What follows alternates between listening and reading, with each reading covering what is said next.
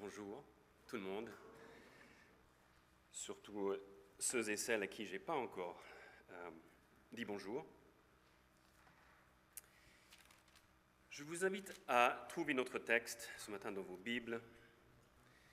La prédication sera sur Galates. Galates 3, 15, jusqu'à la fin du chapitre. Galates 3.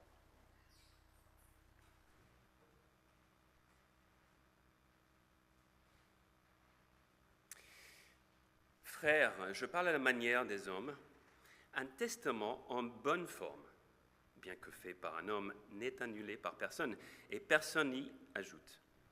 Or, les promesses ont été faites à Abraham et à sa descendance. Il n'est pas dit aux descendants comme s'il s'agissait de plusieurs, mais comme il s'agit d'une seule, et à ta descendance, c'est-à-dire Christ. Voici ce que je veux dire. Un testament que Dieu a confirmé antérieurement ne peut pas être annulé. Est ainsi la promesse rendue sans effet par la loi survenue 430 ans plus tard. Car si l'héritage venait de la loi, il ne viendrait plus de la promesse. Or, ce n'est pas la promesse que Dieu a fait à Abraham, ce don de sa grâce. Pourquoi donc la loi? Elle a été donnée ensuite à cause des transgressions jusqu'à ce que vienne la descendance à qui la promesse avait été faite. Elle a été promulguée par des anges au moyen d'un médiateur. Or, le médiateur n'est pas médiateur d'un seul, tandis que Dieu est un seul. La loi est-elle donc contre les promesses de Dieu? Loin de là. S'il avait été donné une loi qui puisse procurer la vie, la justice viendrait réellement de la loi. Mais l'Écriture a tout renfermé sous le péché, afin que ce qui avait été promis soit donné par la foi en Jésus-Christ à ceux qui croient.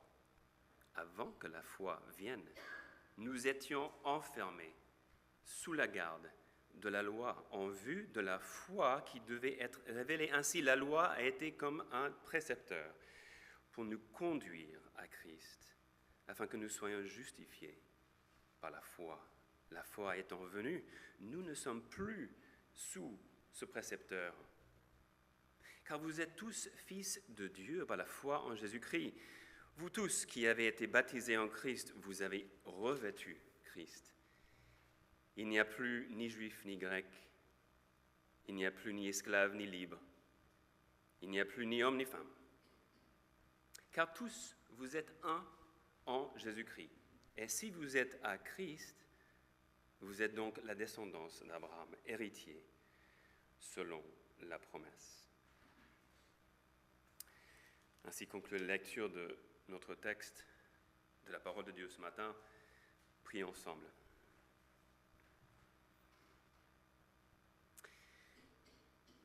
Seigneur, la poésie des psaumes nous dit que ta parole est une lampe à nos pieds, une lumière sur notre sentier. En ce qui concerne la prédication, la méditation, la réflexion et l'écoute de ta parole ce matin, Seigneur, nous prions que tu illumines notre chemin, afin que nous évitions des choses qui pourraient nous faire trébucher, et afin que nous puissions suivre ton chemin, ta vérité, ta lumière qui est la personne de Jésus-Christ. Amen.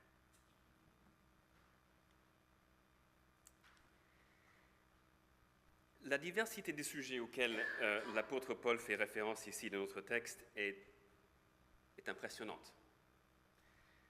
Alors, comme le théologien John Stott a remarqué dans son commentaire, Paul retrace 2000 ans d'histoire de l'Ancien Testament, depuis Abraham jusqu'à Moïse, puis jusqu'à Christ. Il montre comment ces grands noms bibliques sont liés les uns les autres dans le plan de Dieu qui se dévoile. Comme Dieu a fait une promesse à Abraham et donné une loi à Moïse, et comment la promesse trouve son accomplissement en Jésus-Christ. Paul prend peu de recul sur l'histoire sous l'histoire biblique pour fortifier, pour nourrir son argument, pour convaincre. Ma question ce matin est: quelle est l'idée sous-jacente qui pilote la réflexion de Paul? Qu'est-ce qui cadre sa réflexion avec autant de données historiques, avec autant de données bibliques? Alors, si Paul développe un argument, il faut avoir en tête à qui il s'adresse. Avec qui Paul raisonne-t-il? Les frères et sœurs de la Galatie avaient bien reçu la parole de Dieu, le salut en Jésus-Christ par la grâce, par la foi. Mais visiblement, ils ont intégré des éléments de la tradition et la pratique des Israélites à un point que, selon eux, il fallait aussi qu'un homme soit circoncis pour être complètement en règle avec Dieu, pour être entièrement accepté par Dieu. Et c'est pour cela que Paul écrit en chapitre 5, « Je vous dis que si vous faites circoncire, Christ ne vous servira à rien. » Et je proteste encore une fois à tout homme qui se fait circoncire qu'il est tenu de pratiquer la loi tout entière. Vous êtes séparés de Christ, vous tous qui cherchez la justification de la loi. Vous êtes déchus de la grâce. La circoncision étant un élément, juste un élément de cette pratique de la loi d'Israël, mais qui a pris tellement de place dans leur compréhension de la sanctification. Donc sur quoi est-ce que Paul base son raisonnement avec ces Galates? Par une idée qui rassemble, par une phrase qui fait unanimité. Dieu est un. Dieu est seul, en verset 20, tandis que Dieu est un seul.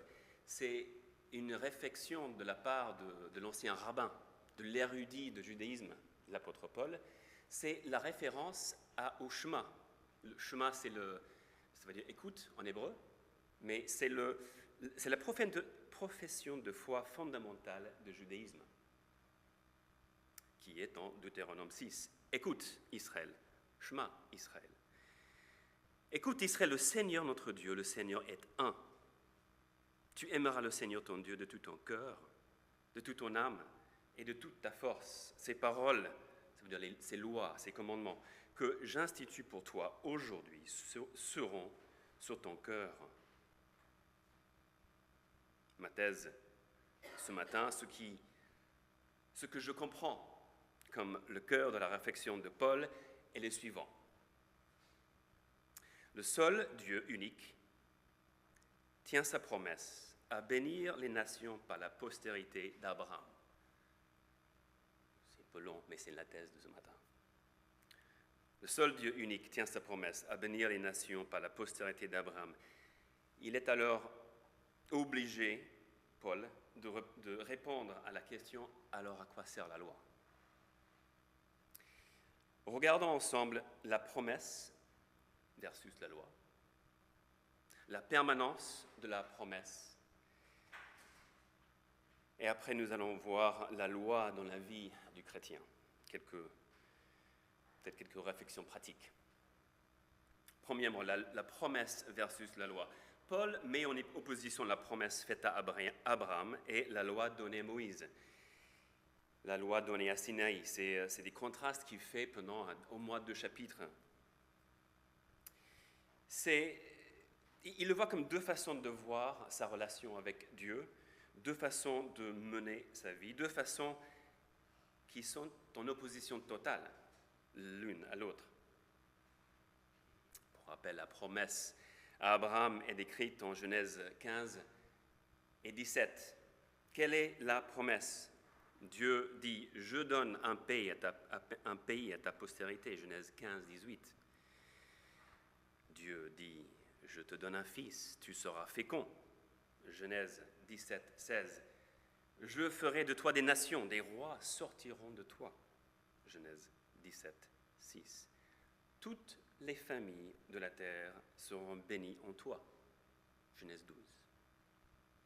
De l'autre côté, la loi donné à Moïse commence en Exode 20 avec les 10 commandements. Tu ne feras point d'image taillée. Tu travailleras 6 jours, mais le 7e jour est un jour de repos. Tu ne tueras point. Tu ne commettras pas point d'adultère. Tu ne convoiteras point. Cela montre les différences en termes de contenu. Mais comparons maintenant la ratification, la validation de ces deux alliances, on va dire. À Sinaï, en Exode 24, Moïse prit le livre de l'Alliance, il le lut en présence du peuple, et le peuple dit « Nous ferons tout ce que l'Éternel a dit et nous obéirons. » Abraham, en revanche, n'avait pas d'autre réponse que de croire. De croire à la promesse de Dieu. Pourquoi? Parce que lorsque Dieu a donné la promesse, vous vous souvenez, Abraham était endormi. Il ne pouvait pas répondre. Vous voyez le contraste? Je te donnerai, je ferai, versus tu ne feras point, tu feras. La promesse expose une religion de Dieu, de son plan, de sa grâce, de son initiative. Alors que la loi expose une religion de l'homme, son devoir, son œuvre, sa responsabilité. Pour qu'une promesse ait son effet, il suffit d'y croire. Mais pour que la loi ait son effet, il faut obéir. Et pour moi, le raisonnement de Paul aboutit en verset 20. Or, le médiateur n'est pas médiateur d'un seul, tandis que Dieu est un seul. Pour la loi, il y avait un intermédiaire. Moïse, des anges.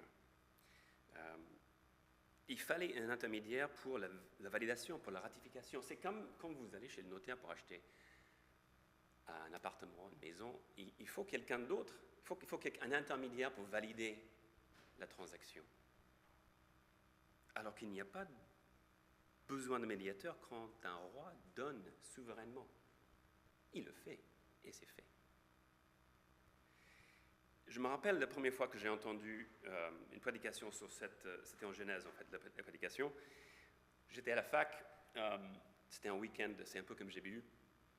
Donc on était, 200 étudiants assis par terre. Et le prédicateur, une soirée, il dit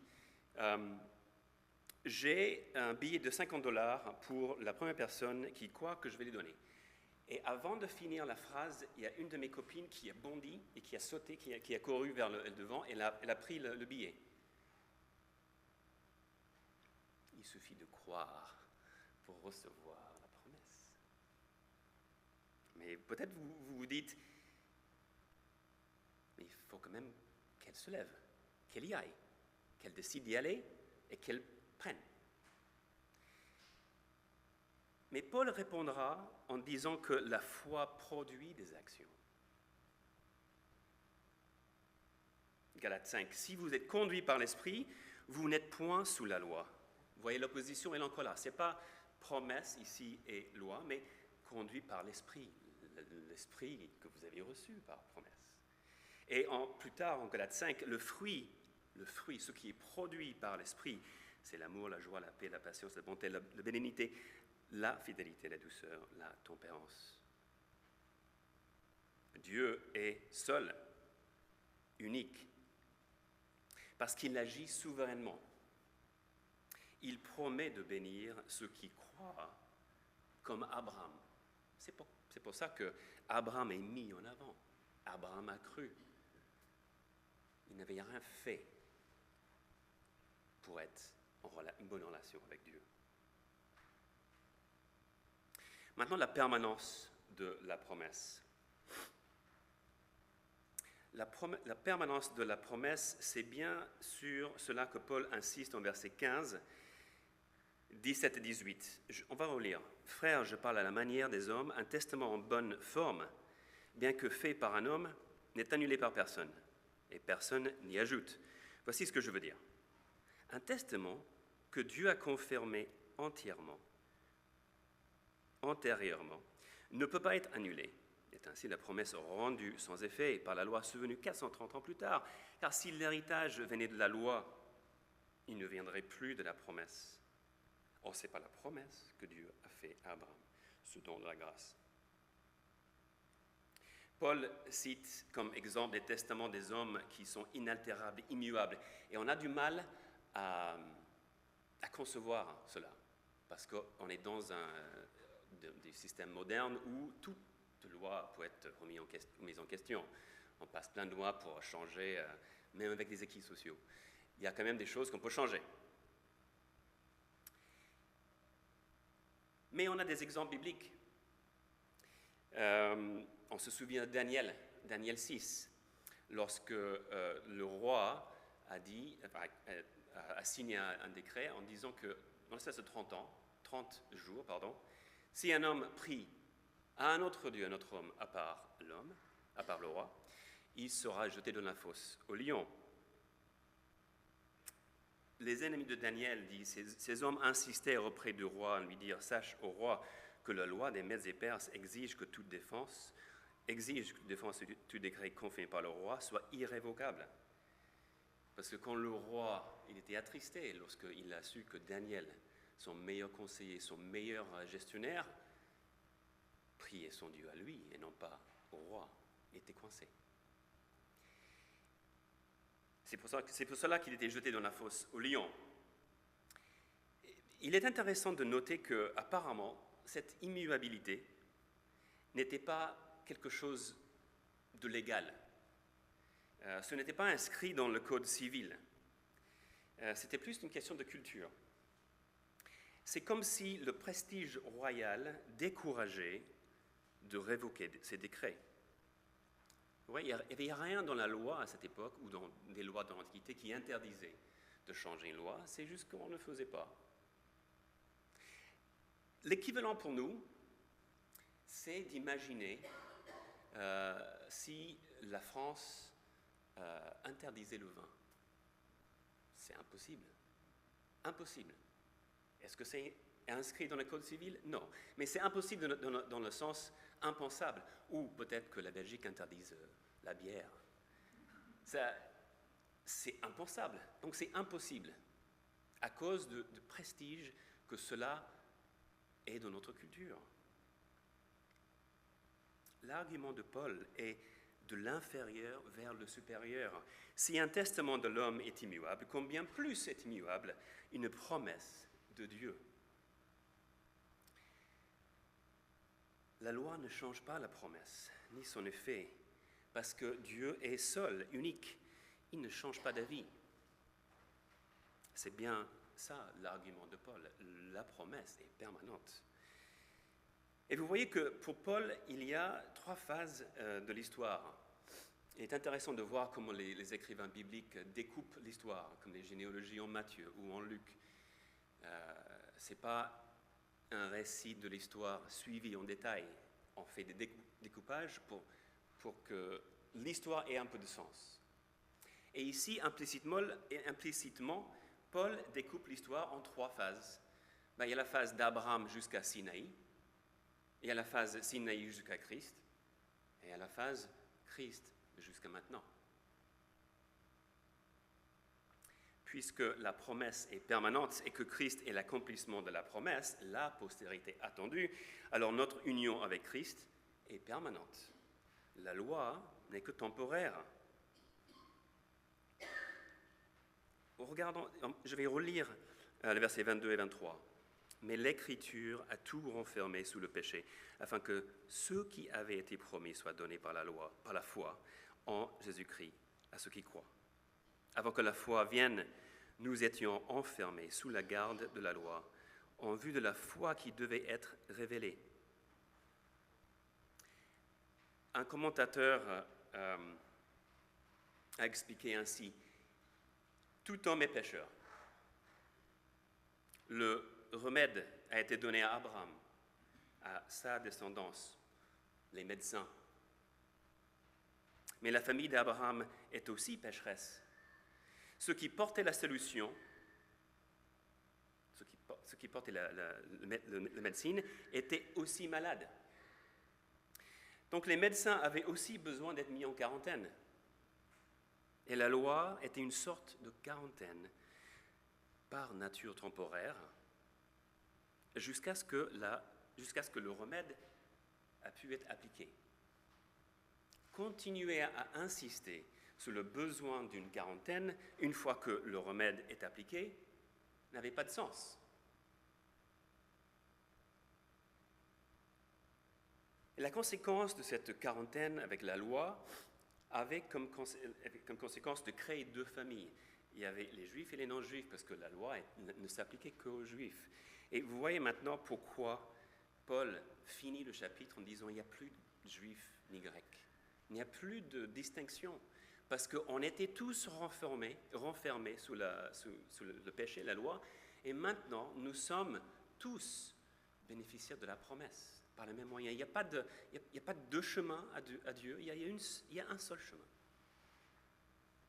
Dieu est unique, il est un, et il désire une seule famille.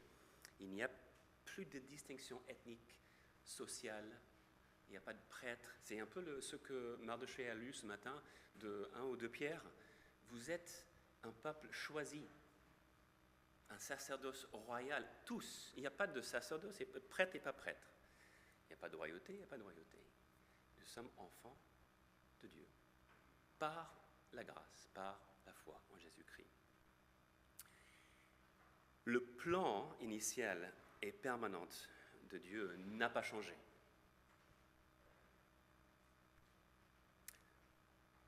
J'espère que j'ai pu élaborer un peu l'argument de Paul.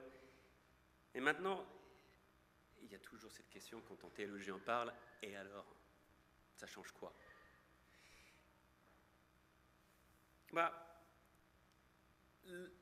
On apprécie le soleil mieux après un long hiver froid et sombre. On apprécie mieux de plonger dans une piscine, dans la mer, après une longue journée de chaleur qu'on connaît bien. La beauté des étoiles, de la profondeur du ciel est encore plus frappante qu'après des années ou des mois de vivre dans une ville où le bruit est écrasant et le ciel est offusqué par la lumière, la pollution. Cette beauté-là est encore plus appréciable après cette obscurité dans une ville aussi lumineuse. De même, on ne peut qu'apprécier correctement la liberté de l'Évangile une fois qu'on comprend notre emprisonnement par notre propre péché. Et voilà le rôle de la loi dans notre vie. Il est censé révéler la maladie en nous. Alors nous avons une difficulté avec ça parce que, vous voyez, on se compare toujours avec les autres et on choisit la comparaison. On va choisir quelqu'un qui est pire que nous pour nous justifier nous-mêmes. Et on a tous entendu cela, même de notre propre tête. Oui, mais bon, j'ai pas tué quelqu'un. Oui, mais personne n'était blessé. C'est pas grave, c'est pas grave. C'est pas des milliards que j'ai volés. Mais on ne peut être réellement honnête que si on lâche notre justification par la loi. Alors, dans le monde professionnel, il y a une règle qui n'est pas vécue par tout le monde, mais c'est une bonne règle. C'est que personne ne sera sanctionné pour une erreur dévoilée, d'accord? Mais le cacher ou la dissimuler implique des conséquences sévères. Parce que la culture de zéro faute est assez tordue. Parce que ça implique que vous cachiez vos fautes. Vous voyez? Tandis que si on dit clairement depuis le PDG jusqu'au petit chef d'équipe, personne ne sera sanctionné par des erreurs avouées, ça facilite un peu la transparence. C'est un peu dans ce sens-là que je pense Jacques dit, confessez-vous les uns les autres vos péchés. soyez honnêtes. Parce que notre positionnement, il est possible de vivre ça uniquement si on est convaincu que notre positionnement dans l'entreprise, dans la famille, dans l'Église, dans la famille de Dieu, ne dépend pas de notre adhésion aux règles. Vous voyez, ce que nos réflexions, nos instincts, on a envie d'utiliser la loi pour se justifier. Voilà ce que j'ai fait, voilà ce que j'ai fait, voilà ce que je n'ai pas fait. Alors que c'est exactement le rôle contraire de la loi. La loi est là pour montrer à quel point on est pourri. Alors qu'on utilise d'une manière tordue.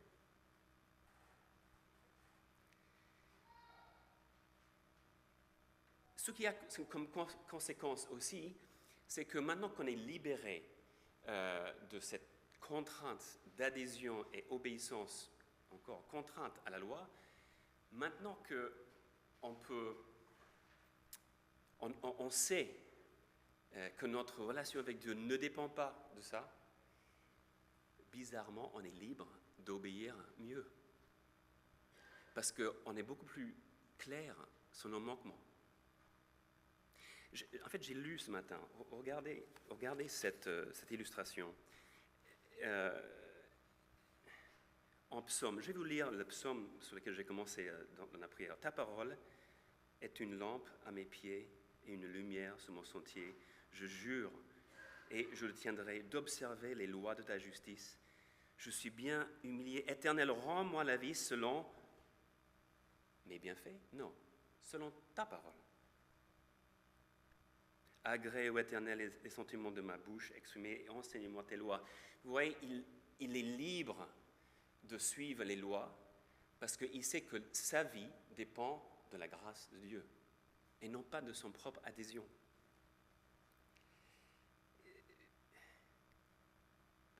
Marcher dans ce sens-là, dans la sanctification, nous libère de cette oppression. Et on peut s'appuyer davantage sur sa grâce. C'est le seul moyen, quand on est en train de se noyer, on n'a pas d'appui. Donc on a besoin de quelqu'un d'autre qui vient le sauver. Et c'est uniquement à ce moment-là où on se rend compte qu'on n'a pas de pied, on ne peut rien faire, qu'on peut vraiment vivre. Le verset 24, « Ainsi la loi a été comme un précepteur pour nous conduire à Christ afin que nous soyons justifiés par la foi. » Alors, peut-être comme dans votre traduction, ce n'est pas « nous conduire à Christ », mais plutôt « jusqu'à Christ vient » ou « jusqu'à Christ arrive ». En tout cas, il y a cette notion d'une séparation qui est l'union qui est facilitée par la loi. C'est par la loi que nous venons à Christ, que nous venons à Christ. Je vais terminer par une illustration qui n'est pas de moi, mais c'est une illustration biblique. Je vous invite à lire avec moi Jean 8.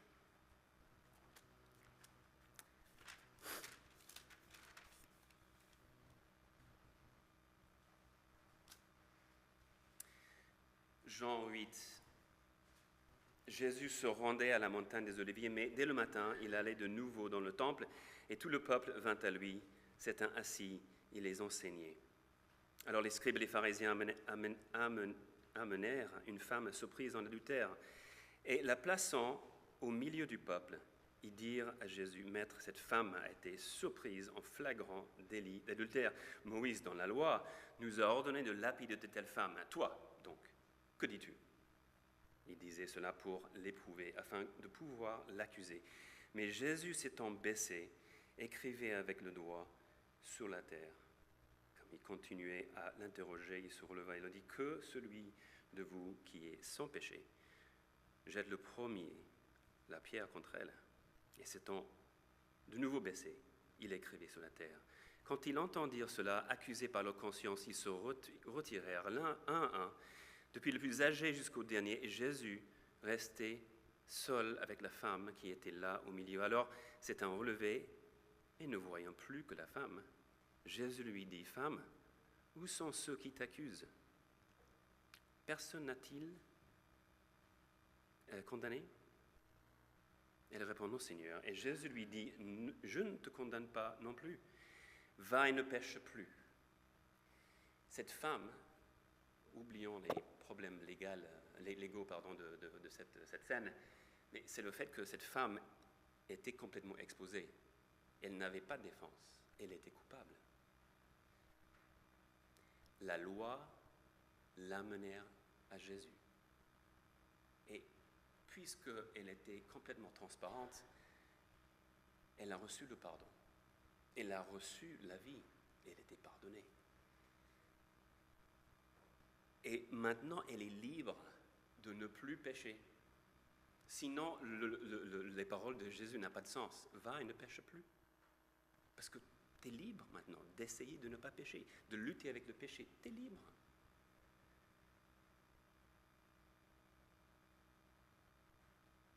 Que la loi prenne la bonne place dans la vie de mes frères et sœurs, dans ma vie aussi. La loi est là pour révéler le caractère de Dieu, la sainteté de Dieu, la bonté de Dieu et par conséquence la puanteur de mon cœur. Nous pouvons maintenant, nous appuyons avec assurance que nous sommes pardonnés et nous sommes en bonne relation avec ce Dieu qui nous pardonne. Et non seulement qui nous pardonne, ce n'est pas juste qu'il pardonne, il nous intègre dans sa famille. On n'abandonne pas nos enfants et Dieu non plus. Amen.